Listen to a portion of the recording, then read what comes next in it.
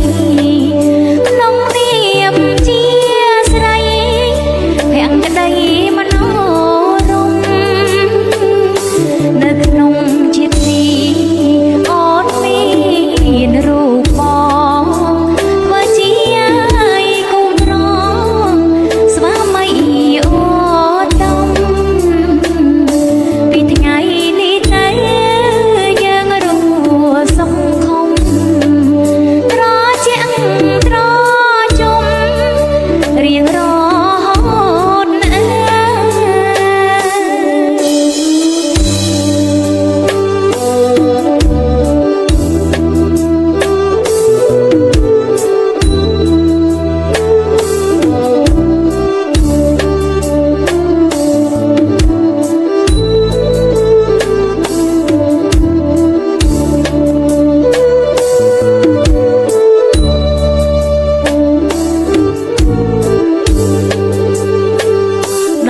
នំទឹកស៊ី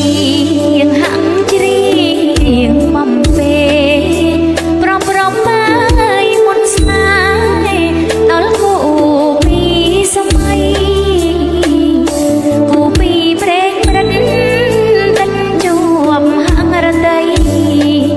ប្រៀបដូចបាំងសៃស្នេហ៍ព្រៃព្រឹក